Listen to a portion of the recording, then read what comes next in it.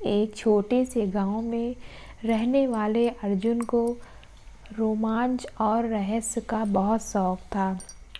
गांव के पास एक घना जंगल था जिसके बारे में कहा जाता था कि उसमें एक रहस्यमयी गुफा है। लोग कहते थे कि गुफा में जाने वाला कभी वापस नहीं लौटता। एक दिन अर्जुन ने ठान लिया कि वह इस गुफा का राज जरूर पता लगाएगा। वह सूरज ढलने से पहले जंगल में घुस गया। जंगल घना और डरावना था, पर अर्जुन के चेहरे पर डर की जगह उत्सुकता थी। चलते चलते उसे एक विशाल चट्टान के पास गुफा का प्रवेश द्वार दिखा। गुफा के द्वार पर बड़े बड़े अक्षरों में लिखा था, जो साहस करे वही अंदर आए।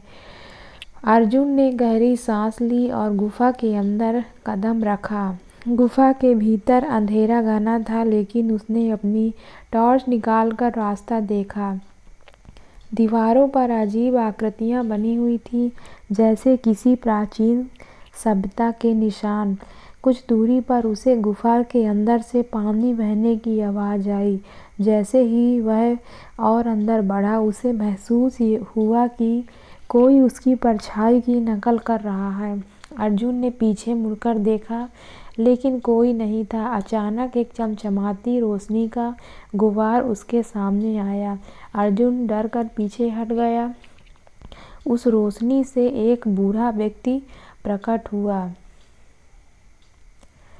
बूढ़े ने गंभीर आवाज में कहा, यह गुफा एक रहस्य है। जो इसे हल कर सकता है उसे एक ऐसा खजाना मिलेगा जो दुनिया में अनोखा है। परंतु यदि असफल रहा तो यहाँ से बाहर निकलने का रास्ता कभी नहीं मिलेगा।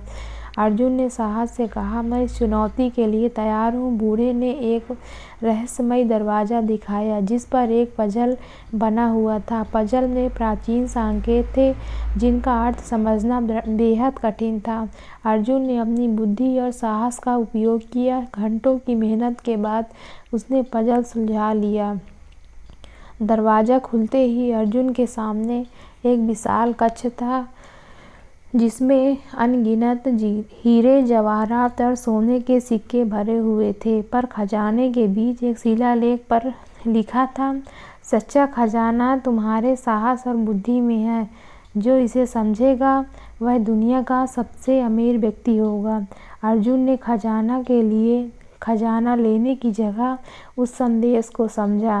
वह खाली हाथ बाहर निकला, लेकिन वह महसूस कर रहा था कि वह पहले से कहीं अधिक धनी है। अपने ज्ञान और अनुभव से गांव लौटने पर वह लोगों को अपनी कहानी सुनाता और उसकी साहसिक यात्रा सभी के लिए प्रेरणा बन गई।